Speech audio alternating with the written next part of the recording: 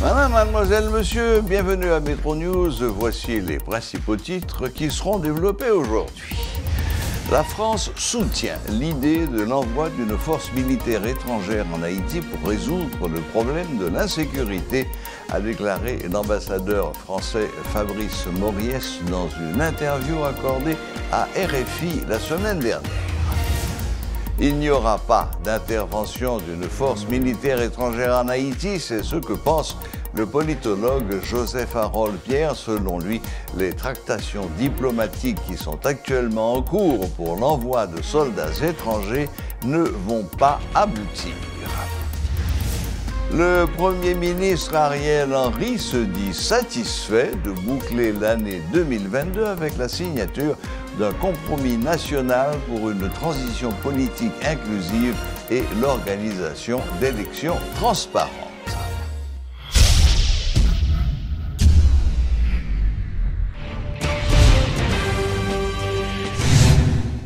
Incessamment, c'est le terme utilisé par le Premier ministre Ariel Henry pour annoncer l'investiture des 3 membres du Haut Conseil de la Transition, HCT.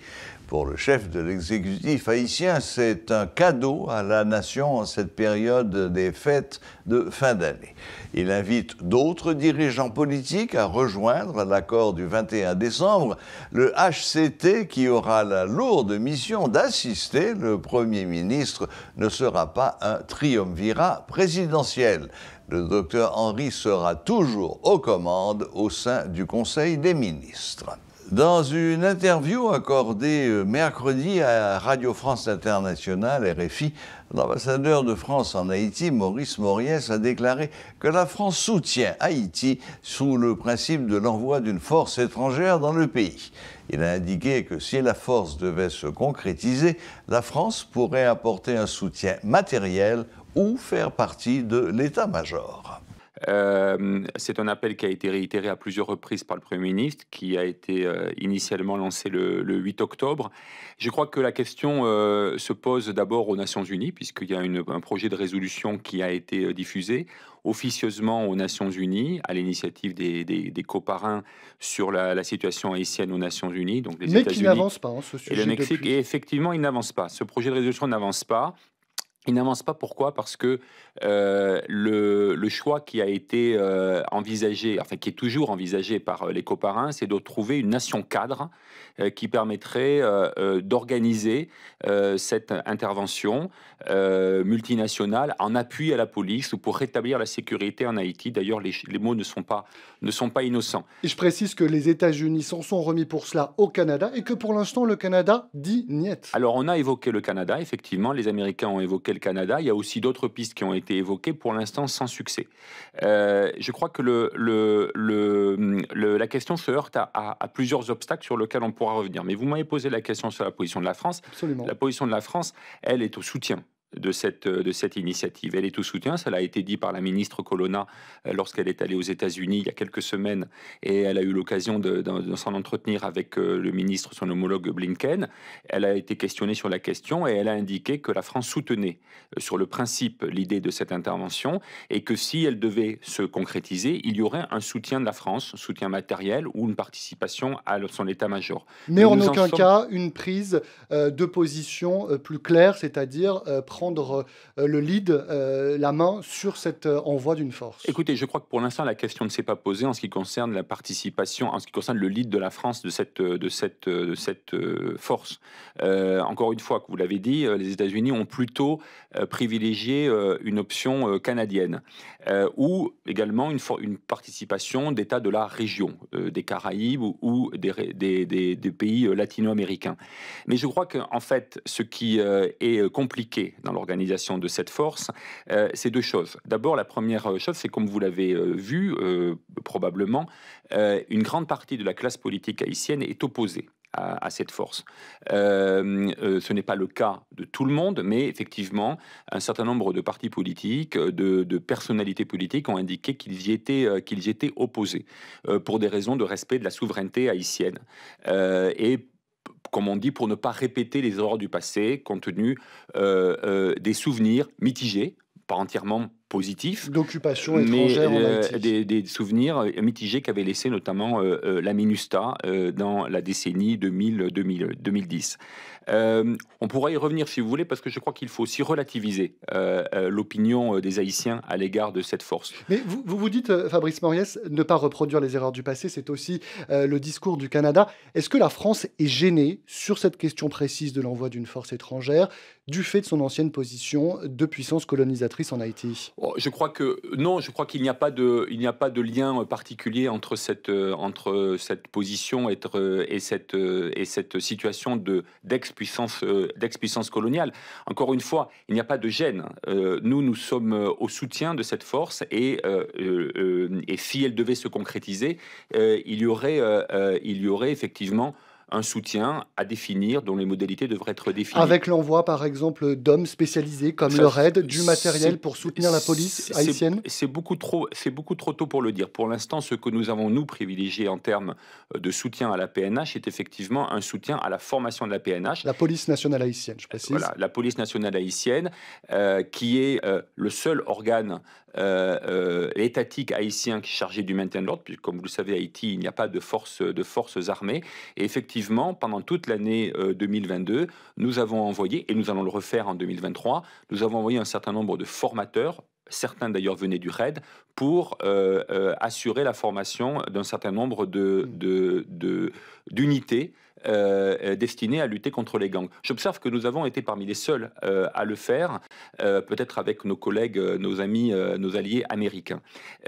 Mais pour en revenir à la question de la force multinationale, l'un des obstacles qui a été indiqué notamment par le Canada, c'est l'absence d'accords politiques qui seraient préalables à l'envoi de cette force. En d'autres termes, compte tenu de le vide politique qui existe aujourd'hui en Haïti, du fait que le Premier ministre Ariel Henry n'a pas de légitimité démocratique, puisque comme vous le savez, il a été nommé par l'ancien président assassiné Jovenel Moïse juste avant son assassinat, et son pouvoir, d'ailleurs il le reconnaît lui-même, ne procède pas d'une élection démocratique, mais compte tenu de la faiblesse de cette légitimité, le Canada et peut-être d'autres pays qui seraient intéressés à participer à cette force demandent la constitution d'un accord politique plus large qui permettrait d'assurer une base politique plus confortable et plus légitime à cette intervention. Pour parvenir à ce consensus politique, on va y revenir. Le Canada, pour l'instant, opte pour une politique des sanctions en nettoyant, si je puis dire, cette classe politique haïtienne en sanctionnant des personnalités de premier plan, notamment l'ancien président Michel Martelly, des anciens premiers ministres, des anciens ministres en poste jusqu'à il y a très peu. Cette politique de sanctions menée par Ottawa, est-ce que la France la soutient? Est-ce qu'elle compte endosser cette politique, c'est-à-dire prendre les mêmes sanctions que ce que fait aujourd'hui le Canada? Alors, moi, je ne formulerai pas la question comme ça. Est-ce que la France soutient la lutte contre l'impunité en Haïti? Oui, de manière incontestable. Nous, à Haïti, nous sommes du côté des démocrates, nous sommes du côté des humanistes, nous ne sommes pas du côté des trafiquants et des nervis. Donc ça, il n'y a aucune ambiguïté là-dessus, et nous avons accueilli très favorablement la résolution au Conseil de sécurité qui a mis en place un régime de sanctions, et nous avons hâte que cette résolution puisse être mise en œuvre. Il n'y aura pas d'intervention d'une force militaire étrangère en Haïti, c'est ce que pense le politologue Joseph Harold Pierre. Selon lui, les tractations diplomatiques qui sont actuellement en cours pour l'envoi de soldats étrangers sur le territoire haïtien ne vont pas aboutir. Bon, je pense que pas d'intervention militaire pour qui ça? Parce que il n'est pas évident que les États-Unis apprennent dans la logique ça. Premièrement, ils ont un coût élevé. Si un soldat tombe, c'est quelque part une défaite pour les États-Unis, tant du point de vue géopolitique que politique interne, parce que démocrate là qui bien sorti dans l'élection mi-mandat, ça a affecté en pile dans l'élection pour venir là.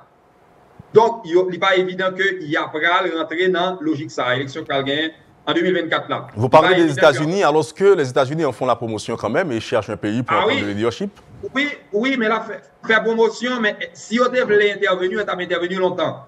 Songez les autres intervenus en 2004, comment ça a été fait. Si vous voulez intervenir, vous avez intervenu longtemps. Donc ça, il était un discours diplomatique. Canada a viré, tourné. États-Unis a viré, tourné. Mais il n'est pas évident que vous voulez venir à cause de coûts élevés, ça impliquait, surtout en termes d'image. Et puis, il y a un pile l'argent tout pour faire ça, vous comprenez? Et je ne suis pas intéressé à dépenser l'argent pour dépenser pour résoudre le problème. Ça. Qui fait que je ne suis pas pour l'intervention militaire, même si on dit pas rien. Et ensuite, il est important pour nous comprendre. Pour une intervention militaire en Haïti, pour le bail résultat, nécessairement, il faut qu'on ait l'autre gouvernement. Gouvernement, ça, qui sait, chaque qui marie dans le pied de table international là, pas qu'à résoudre rien. Il faut que c'est eux qui ont orienté international là. Ils n'ont pas une capacité pour ça. Ils n'ont pas regarder dans les yeux. Et ils n'ont pas gagné tout, pas quoi gagner les techniciens pour orienter international. Donc, mission ça va échouer pour tout l'autre. Et comme situation en contexte a plus mal, mission ça, s'il n'y a pas résoudre le problème, non, et bien vite, il est capable de faire plus mal que bien. Donc, je ne sais pas quoi gagner intervention étrangère à partir de perspective internationale, même si on dit qu'on veut faire. Et deuxièmement, dans le contexte local, l'argent est là, là fait plus mal que bien, parce que l'intervention est supposée faire avec une équipe de transition solide et compétente qui a orienté la mission. Donc, quel que soit Jean là, mission n'est pas possible et n'est pas la fête en 2023. Le nombre de filles et de femmes victimes de l'insécurité et de l'action des groupes armés s'allonge de jour en jour dans le pays, déplorent les membres du comité de suivi de dialogue interfemmes. Ils dénoncent la passivité des autorités face à ce phénomène et l'impunité dont jouissent les bandits. Par ailleurs, la secrétaire générale de Dialogue Interfemmes, Mme Jean Michela, continue de faire un plaidoyer pour une plus grande participation des femmes dans la vie politique en Haïti. Dans le cadre de résolution dialogue entre femmes sous droit à la vie, droit à la sécurité, nous-mêmes qui sommes dans le réseau et plateforme organisation femmes dans tout le pays, nous voyons pinga by Premier ministre Ariel Henry pour lui prendre parce que le problème ça a duré trop. Pas quitter nous-mêmes femmes dans tout le pays à sonner l'ambi rassemblement pour battre Chalbaré derrière. S'il pas prend bon genre solution dans la question insécurité, bon genre solution pour qu'abat la vie chère, grand goût et puis organiser bon genre élection pour mettre le pays sous rail constitution. Journée jodi a, nous ka constater jeune à vivre la Pérez ak nan grand goût. Et là bien gardé, bagay la plus difficile pour femme yo parce que yo même y a victime toute qualité violence côté femme. Zam, bandi suspend faire côté bandi ak zam pas suspend faire viol sou yo. Gen environ 43% famille monoparentale dans pays côté là-dedans gen 33% c'est femmes qui chef famille. C'est femmes qui bat de l'eau pour faire bain chaque jour pour occuper petit yo. Pendant papa a pas osé sans soucier de ti moun yo. Situation ça malouk en pile journée jodi a. Trop pour femmes yo. Nous relé en moué, nous bouquer mes amis. Faut que Premier ministre lan dit un mot sur la vie chère et insécurité. Dans ce ça, comité suivi dialogue entre femmes yo mandé Premier ministre lan prend chimé dialogue, chita parler avec tout secteur dans la vie nationale là pour mettre sous pied bon genre gouvernement consensus dans la constitution mandé pour petit 30% femmes dans gouvernement et dans administration publique là.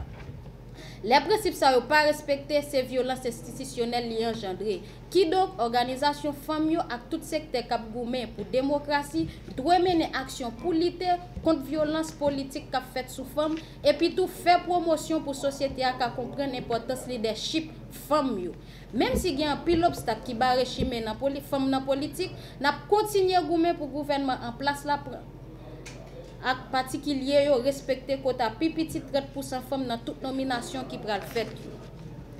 Même gens parti politique yo, nous même dans réseau ak plateforme organisation femmes qui dans comité suivi dialogue entre femmes yo, nous gen droit pour nous revendiquer place femmes yo dans gouvernement pays ya. Nous pas d'accord ça passer comme ça encore. Fois ça farine n'a pas vinn dans même sac. Premier ministre là doit former un cabinet ministériel qui gen là-dedans pour petit 30% femmes. Dans ce ça, nous encourager ces femmes qui ont engagement et compétence. Nous veillons en haut, nous veillons en bas. Femmes qui veulent faire partie du nouveau gouvernement, doivent ces femmes qui ont sensibilité, qui travaillent pour améliorer les conditions de la vie dans le pays. Nous profitons de rafraîchir mémoire PM sous l'aide organisation femmes qui ont été Bali, côté ont sélectionné 3 femmes pour te ka désirer une là-dedans yo pour aller représenter secteur femme dans KEP. Jean te mandel là. N'a rete vigilant pour nous pas prendre la main. N'a veillé en bas pour principe institutionnel constitution yo respecté. Nous pas bailler dans bataille là. Victoire finale là c'est pour femme. Odette Roy-Fonbrun est morte ce 23 décembre, a appris le Nouvelliste auprès de sa famille. Née le 13 juin 1917, elle avait 105 ans et 6 mois. C'était une grande voix de la conscience haïtienne et avait fait de la promotion du combitisme son cheval de bataille. Voilà, la boucle est bouclée. Merci de nous rester fidèles. Très bonne semaine à toutes et à tous et à la prochaine. Même heure, même chaîne.